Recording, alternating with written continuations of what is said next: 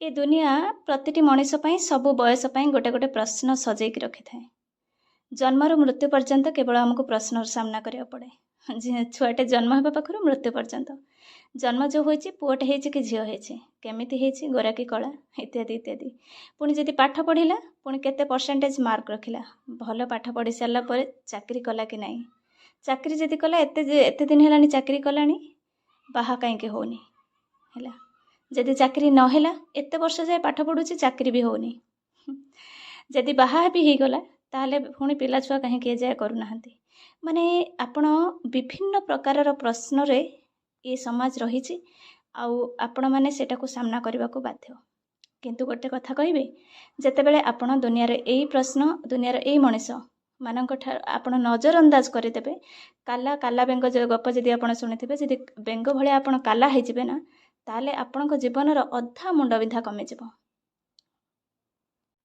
Hello deer, ମୁଁ ସ୍ମିତା। ଆଜିର ଆଉ ଗୋଟେ ବଢ଼ିଆ ବ୍ଲଗ୍କୁ ମୋ ବ୍ଲଗ୍ରେ ଆପଣମାନେ ମୋ ଜୀବନର କିଛି କ୍ରିମ୍ ପାର୍ଟ ପାଇବେ। ଭିଡ଼ିଓରେ ଗ୍ଲାମର ନ ରହିବନି, କାହିଁକିନା ମୋ ଜୀବନଶୈଳୀ ସିମ୍ପଲ୍। ଆଉ ମୁଁ କିଛି ସେମିତି ଦେଖିଲା ଭଳି ମୋ ଭିଡ଼ିଓରେ ଆପଣ ପାଇବେନି। କିନ୍ତୁ ଯାହା ମୁଁ କହିବି ସେଇଟା ହିଁ ସବୁଠାରୁ ଚାର୍ମିଂ ପଏଣ୍ଟ ଆଉ ସବୁଠାରୁ କ୍ରିମ୍ ପଏଣ୍ଟ। କଥା ହେଉଛି ଯେ ଯେତେବେଳେ ମୁଁ କ୍ଲାସ୍ ରୁମ୍ରେ ପଢ଼ଉଥିଲି ନା, ସେତେବେଳେ PG +3 ପିଲାଙ୍କୁ ସମସ୍ତେ ଥିଲେ ଆଡଲ୍ଟ। କ୍ଲାସ୍ ରୁମ୍ରେ ଯେତେବେଳେ ସବଜେକ୍ଟ ମୁଁ ପଢ଼ାଏ, ସେତେବେଳେ ତ ମୁଁ ସେଥିରେ ମଗ୍ନ ହୋଇଯାଏ।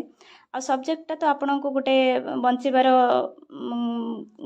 ଖୋରାକ ଯୋଗାଇବ, ବା ସାର୍ଟିଫିକେଟ୍ର ଜ୍ଞାନ ଦେବ, ବା ବିଷୟଗତ ଜ୍ଞାନ ଦେବ, ସାର୍ଟିଫିକେଟ୍ରେ ମାର୍କ ଦେବ।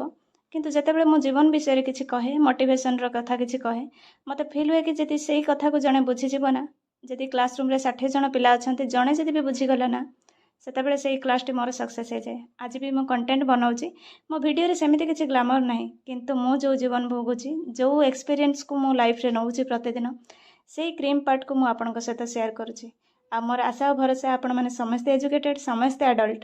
ଯଦି ଏ ସତ୍ୟତାକୁ ବୁଝିପାରିବେ ନା, ତାହେଲେ ଆପଣ ବି ସମୟ ନଷ୍ଟ ନ କରିକି ଆପଣଙ୍କ ଲାଇଫ୍ ପାଇଁ କିଛି ନା କିଛି ଗୋଟେ ଭ୍ୟାଲୁଏବୁଲ୍ ଟାଇମ୍କୁ ଆଡ଼୍ କରିପାରିବେ, ଆଉ ନିଜ ଜୀବନର ସବୁଠାରୁ ଗ୍ରୋଥ୍ ପାର୍ଟକୁ ଆପଣ ଚୁଜ୍ କରିପାରିବେ, ଆଉ ସବୁବେଳେ ଗ୍ରୋଥ୍ କରିବେ। ଆଉ ଯେଉଁଠି ସେଲ୍ଫ ଗ୍ରୋଥ୍ ନାହିଁ, ସେଠି ସେଲ୍ଫ ରେସ୍ପେକ୍ଟ ବି ନାହିଁ। ଆଉ ଯେଉଁମାନେ ହାଇଲି ଏଜୁକେଟେଡ଼, ସେମାନେ ସ୍ୱାଭିମାନୀ ବି ହେଇଥାନ୍ତି। କିଛି ଏପଟ ସେପଟ କଥାବାର୍ତ୍ତାକୁ ବି ସେମାନେ ହଜମ କରିପାରନ୍ତିନି। ତେଣୁ ସେଲ୍ଫ ଗ୍ରୋଥ୍ଟା ସବୁବେଳେ, ପ୍ରତିଦିନ, ପ୍ରତି ମୁହୂର୍ତ୍ତରେ ହେବା ଦରକାର। ଏଇଥିପାଇଁ କହୁଛି, ଦେଖନ୍ତୁ, ଏବେ ମୁଁ ଜବ୍ କରୁନି, କିନ୍ତୁ ବିଜନେସ୍ କରୁଛି, ଇନକମ୍ କରୁଛି, ଆଉ ଘରର ସମସ୍ତ ରେସ୍ପନ୍ସିବିଲିଟି, ଏମିତିକି ଫାଇନାନ୍ସ ଠାରୁ ସବୁ କିଛି ମୁଁ ବୁଝେ। କାହିଁକି ନା ହଜବେଣ୍ଡ ସେତିକି ଫ୍ରିଡମ୍ ହେଲା, ବା ସେତିକି ମୋତେ ବୁଝିଛନ୍ତି ଯେ ସେ ପଟେନ୍ସିଆଲ ମୋ ପାଖରେ ଅଛି ବୋଲି ସେ ଘରର ସମସ୍ତ ଦାୟିତ୍ୱ ମୋତେ ଦେଇଛନ୍ତି କି ଯାହା ବି ହଉ। କିନ୍ତୁ ତାପରେ ବି ମୁଁ ଆଜି କାହିଁକି ଷ୍ଟ୍ରଗଲ୍ କରୁଛି, ବା କାହିଁକି ମୁଁ ନିଜ ଉପରେ କାମ କରୁଛି।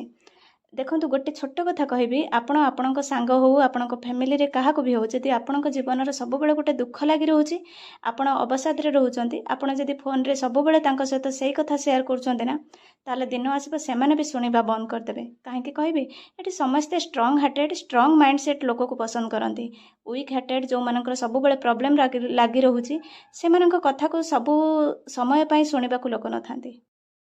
ଆଉ ମୋତେ ଲାଗେ ପ୍ରତିଟି ମଣିଷର ପ୍ରଥମ ଗୋଟେ ବଞ୍ଚିବାର ଜୀବନର ଯେଉଁ ଗୋଟେ ପ୍ରଥମ ଖୋରାକ ହେଉଛି ସେଲ୍ଫ ରେସ୍ପେକ୍ଟ। ଯେଉଁଠି ଆତ୍ମସମ୍ମାନ ନାହିଁ, ସେଠି ଗୋଟେ ବଞ୍ଚିବା ପରି ଲାଗେନି। ମୁଁ ଏଇଥିପାଇଁ କହୁଛି, ଦେଖନ୍ତୁ, ସପ୍ରେ ଆମର ଯେହେତୁ ଆମର ଜୁଏଲାରୀ ସପ୍ ମୋର, ତ କପୁଲ୍ ବହୁତ ଆସନ୍ତି।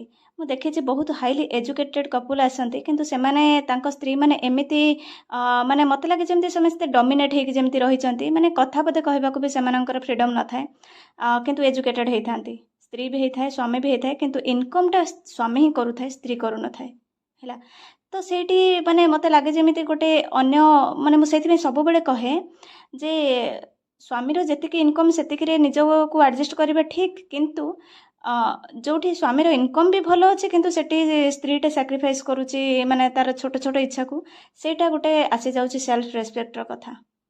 ସେଥିପାଇଁ ମୁଁ ପ୍ରତିଟି ଭିଡ଼ିଓରେ ମୋର ଇଣ୍ଟେନସନ୍ ଏଇଆ ଥାଏ, ଆମେ ଯଦି ଏଜୁକେଟେଡ୍ ହେଇକି, ସେ ପୁଅ ହଉ କି ଝିଅ ହଉ, ଯିଏ ବି ହୁଅନ୍ତୁ, ଓକେ, ତ ଯଦି ଆମେ ନିଜ ପାଇଁ ନିଜ ଖର୍ଚ୍ଚ ଯେତିକି ଆମେ ଯଦି ନିଜେ ଇନକମ୍ ନ କରିପାରିଲେ, ତାହେଲେ ଆମ ଏଜୁକେସନର ମୂଲ୍ୟ ସତରେ ଜିରୋ ହେଇଯାଏ। ମୋତେ ଲାଗେ କେବଳ ସାର୍ଟିଫିକେଟ୍ରେ ଆମେ ଅଧିକ ମାର୍କ ରଖିଛନ୍ତି, ପଢ଼ିଛନ୍ତି, ସେଇଟାର ମୂଲ୍ୟ କିଛି ବି ରହେନି। ବାସ୍ତବିକ ଭାବରେ ଆପଣମାନେ ଅଙ୍ଗେ ଲିଭଉଥିବେ, ଏଠି ଆପଣ ଯେତେ ନଲେଜେସ୍ ହେଇଥାନ୍ତୁ, ଆପଣଙ୍କ ପାଖରେ ଯେତେ ନଲେଜ ଥାଉ, ଯେତେ ଏଜୁକେଟେଡ୍ ହେଇଥାନ୍ତୁ, କିନ୍ତୁ ଯଦି ଆପଣ ଇନକମ୍ କରୁନାହାନ୍ତି ନା, ଆପଣଙ୍କର ସେ ସମସ୍ତ ସାର୍ଟିଫିକେଟ୍ କେବଳ କାଗଜ।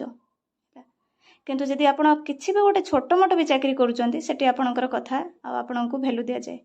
ତେଣୁ ସବୁବେଳେ ମୁଁ କହେ ଆପଣ 5,000 ପଛେ ଇନକମ୍ କରନ୍ତୁ, ପ୍ରତିଟି ମଣିଷ, ପ୍ରତିଟି, ସେ ଝିଅ ହଉ ପୁଅ ହଉ ଯିଏ ବି ଜେଣ୍ଡର ମାନେ ଜାତି ଧର୍ମ ବର୍ଣ୍ଣ ରଙ୍ଗ ଯାହା ବି ନିର୍ବିଶେଷରେ ମାନେ ସବୁ କିଛି ପରେ ବି ପ୍ରତିଟି ମଣିଷ କିଛି କିଛି ଇନକମ୍ କରିବା ଦରକାର ଆଉ ସେଲ୍ଫ ରେସ୍ପେକ୍ଟର ସହିତ ବଞ୍ଚିବା ଦରକାର।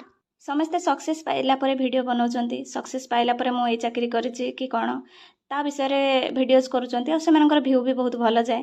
ଲୋକ ସକ୍ସେସ୍କୁ ପସନ୍ଦ କରନ୍ତି, କିନ୍ତୁ ମୁଁ ଟିକେ ଓଲଟା, ସକ୍ସେସ୍କୁ ତ ପସନ୍ଦ କରନ୍ତି, ସକ୍ସେସ୍ ପାଇଁ ଆମେ କାମ କରିବା ପ୍ରତିଦିନ ଦରକାର, କିନ୍ତୁ ଯେ ବିଭିନ୍ନ ଦାୟିତ୍ୱ ସହିତ ଗୋଟେ ଷ୍ଟ୍ରଗଲିଂ ପିରିୟଡ଼ରେ ବି କେମିତି ଜଣେ ପେସେନ୍ସର ସହିତ ପ୍ରତିଦିନ ପରିଶ୍ରମ କରିପାରେ ସେଇଟା ହେଲା ରିଏଲ୍ ମୋଟିଭେସନ୍। ଥରେ ସକ୍ସେସ୍ ପାଇଗଲା ପରେ ତ ତା ଚାର୍ମ ପଳେଇଗଲା ହେଲା। ଯେଉଁ ଜିନିଷ ଆପଣ ପାଇବାକୁ ଚାହୁଁଥିବେ ସେଇଟା ପାଇଗଲା ପରେ ତା'ର ମୂଲ୍ୟ କମିଯାଏ, କିନ୍ତୁ ଯେତେବେଳେ ଆପଣ ଷ୍ଟ୍ରଗଲ୍ କରୁଥାନ୍ତି ସେଇ ଯେଉଁ ଅନୁଭୂତି ଆପଣ ପାଆନ୍ତି ସେଇଟା ହେଉଛି ରତ୍ନ ଭଳିଆ।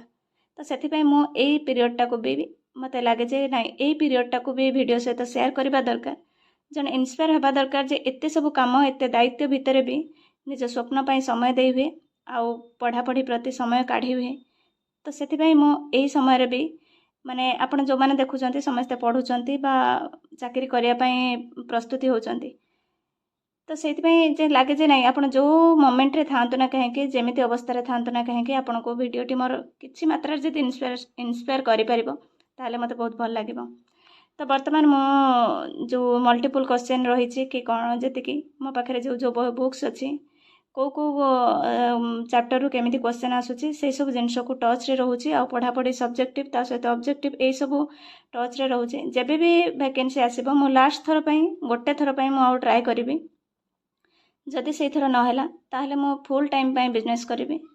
ଓକେ, ତ କିନ୍ତୁ ସେଇ ଅଫସୋସଟା ନ ରହୁ ଯେ ମୁଁ ଭଲସେ ଟ୍ରାଏ କରିନି ବୋଲି। ତ ସେଇ ଜିନିଷଟା ପାଇଁ ମୁଁ ଏବେ ପ୍ରତିଦିନ ବିଭିନ୍ନ ପ୍ରକାର ଦାୟିତ୍ୱ ଭିତରେ ରହିଲା ପରେ ବି ତ ମୁଁ ତା ପାଇଁ ସମୟ ବାହାର କରୁଛି ଆଉ ଆଶା କରୁଛି ମୋତେ ମୋର ଏଇ ଜର୍ଣ୍ଣିଟାକୁ ଆପଣ ଏନ୍ଜୟ କରିବେ, ଆପଣ ତା ଭିତରୁ ମୋଟିଭେଟ୍ ହେବେ ଆଉ ଆପଣଙ୍କ ଟାଇମ୍ ବାହାର କରିକି ଆପଣ ମଧ୍ୟ ପଢ଼ାପଢ଼ିକୁ ସମୟ ବହୁତ ସାରା ଦେବେ। ସକାଳର ସବୁ କାମ ସାରିକି ମୁଁ ଟିକେ ସେକେଣ୍ଡ ହାଫ୍ରେ ଯାଇଥିଲି ସପ୍, ତ ଇଭିନିଂକୁ ମୋର ପଳେଇ ଆସିବାର ଥିଲା, ତେଣୁକରି ମୁଁ ସେଇଆ ପ୍ଲାନ୍ କରି ଯାଇଥିଲି ଯେ ମୋତେ ସପ୍ରେ ଯାହା କାମ ଥିଲା ତ ତାକୁ ସବୁ ସାରିକି ମାନେ ଷ୍ଟକ୍ ଫକ୍ ତାପରେ ଷ୍ଟକ୍ ହେଲା କି କେଉଁ ଜିନିଷ ସରିଛି ସେ ଜିନିଷ ଆସିବ, ଏମିତି କିଛି କାମ ପାଇଁ ମୁଁ ସେକେଣ୍ଡ ହାଫ୍ରେ ଯାଇଥିଲି।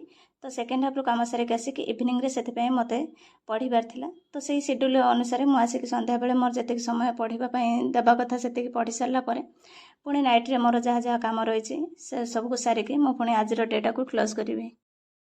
ଏବେ ଯେତେବେଳେ ହଜାରେ ଦାୟିତ୍ୱ ସହିତ ମୁଁ ଷ୍ଟଡି ଟେବୁଲକୁ ଫେରେ ନା, ମୋର ମନେ ପଡ଼େ ପିଜି ଟାଇମ୍ରେ ହେଲା କି ଏମ୍ଫିଲ୍ ଟାଇମ୍ରେ କି ସେଇ ଟାଇମ୍ରେ ଯେଉଁ ହଷ୍ଟେଲରେ ରହିବା, ଗୋଟେ ବେଡ୍ ତା ସହିତ କିଛି କାମ ନଥାଏ, ବାସ୍ କେବଳ ଖାଅ ପିଅ ପଢ଼, କଲେଜ ଯାଅ, କ୍ଲାସ୍ ଯାଅ, ଏଇସବୁ ଜିନିଷ ଭିତରେ ନା କେତେ ଲାଇଫ୍ଟା ଲାଗୁଥିଲା କମ୍ଫର୍ଟେବୁଲ୍ ଆଉ ଲାଗୁଥିଲା ଯେମିତି ଲାଇଫ୍ଟା ସବୁବେଳେ ସେଇଆ ଯିବ। କିନ୍ତୁ ଯଦି ଆପଣ ବି ସେଇ ଭ୍ରମରେ ଅଛନ୍ତି ତାହେଲେ ନିଜକୁ ସତର୍କ କରନ୍ତୁ ଆଉ ପ୍ରାକ୍ଟିକାଲ ହୁଅନ୍ତୁ, ସେ ସମୟ ଖୁବ୍ ଶୀଘ୍ର ପଳାଇଯିବ। ତେଣୁ ଯେତିକି ପରିଶ୍ରମ ଆପଣ କରୁଛନ୍ତି, ଯେତିକି ଏଫର୍ଟ ଦେଉଛନ୍ତି, ମାନେ ତା'ର ଆହୁରି କେତେ ଗୁଣା ଅଧିକା ପରିଶ୍ରମ କରନ୍ତୁ, ନହେଲେ ସମୟ ଗଡ଼ିବା ସହିତ ଆପଣଙ୍କର ଅନେକ କିଛି ସ୍ୱପ୍ନ ବି ତା ସହିତ ବୁଡ଼ି ଯାଉଥିବ।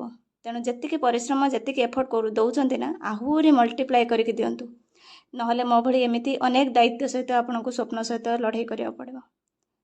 ତ ଫ୍ରେଣ୍ଡସ୍, ଆସିବି ଆଉ ଗୋଟେ ବ୍ଲଗ୍ ନେଇକି। Thanks for watching and love you all.